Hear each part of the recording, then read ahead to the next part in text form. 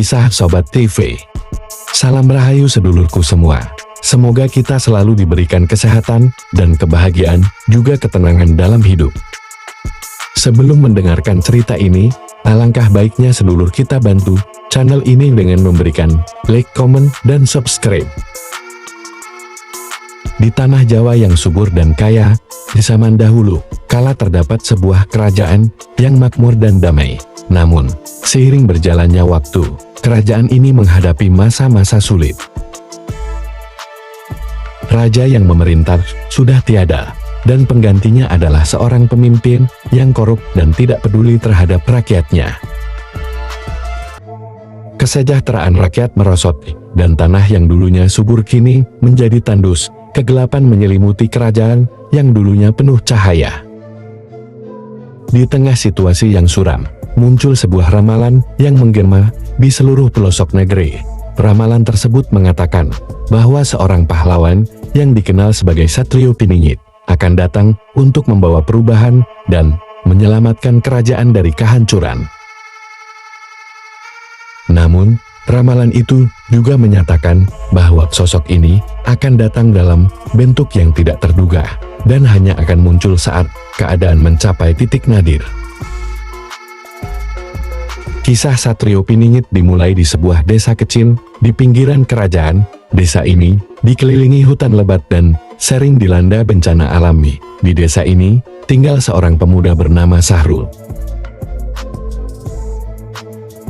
Sahrul adalah seorang petani sederhana, namun ia dikenal karena keberaniannya dan kebaikannya. Ia tidak tahu bahwa nasibnya akan berubah secara drastis. Pria tua itu memperkenalkan dirinya sebagai seorang kesatria yang memiliki pengetahuan tentang ramalan kuno. Ia mengatakan bahwa Sahrul adalah calon Satrio Piningit dan saatnya telah tiba untuk dia memenuhi takdirnya. Meskipun awalnya Wiro merasa ragu, namun dorongan dari dukun tersebut dan melihat kondisi desanya yang semakin buruk, membuatnya akhirnya memutuskan untuk meninggalkan kehidupan lamanya dan memulai perjalanan. Kesatri tersebut memberikan Sahrul sebuah senjata sakti, yaitu sebuah keris dengan ukiran misterius yang diyakini memiliki kekuatan magis. Sahrul menerima senjata itu dan bersumpah untuk menggunakan kekuatannya demi kebaikan. Perjalanan Sahrul dimulai dengan melewati berbagai tantangan dan rintangan. Dia harus menghadapi berbagai makhluk jahat seperti bandit yang merajalela dan iblis dari dunia bawah. Dalam perjalanannya, Sahrul juga bertemu dengan berbagai karakter lain, termasuk seorang pendekar wanita bernama Sari dan seorang penyihir tua bernama Kijaya yang membantu dan membimbingnya. Setiap kali Sahrul menghadapi kesulitan, keris sakti yang diberikan oleh kesatria itu membantunya mengatasi tantangan tersebut.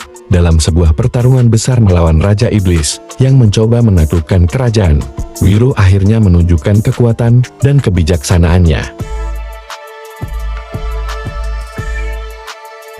Dengan bantuan Sari dan Kijaya, Sahrul berhasil mengalahkan Raja Iblis dan mengembalikan kedamaian. Setelah pertarungan tersebut, Sahrul kembali ke ibu kota kerajaan. Ia mengungkapkan identitasnya sebagai Satrio Piningit kepada rakyat dan mengumpulkan semua pemimpin untuk merencanakan reformasi yang diperlukan untuk memulihkan kerajaan. Sahrul mengajarkan rakyat tentang keberanian, persatuan, dan keadilan di bawah bimbingannya. Kerajaan perlahan-lahan bangkit dari keterpurukan dan kembali makmur. Namun, setelah tugasnya selesai, Sahrul menghilang. Sebagaimana yang dinyatakan dalam ramalan, ia meninggalkan kerajaan dengan pesan-pesan kebijaksanaan dan inspirasi yang akan terus dikenang oleh generasi berikutnya. Sosok Satrio Piningit menjadi legenda yang diceritakan dari generasi ke generasi sebagai simbol harapan dan kekuatan.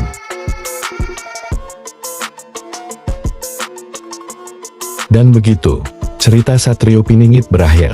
tetapi jejaknya tetap abadi di hati rakyat Jawa, sebagai pahlawan yang menyelamatkan tanahnya dari kegelapan dan membawa cahaya kembali ke kehidupan mereka.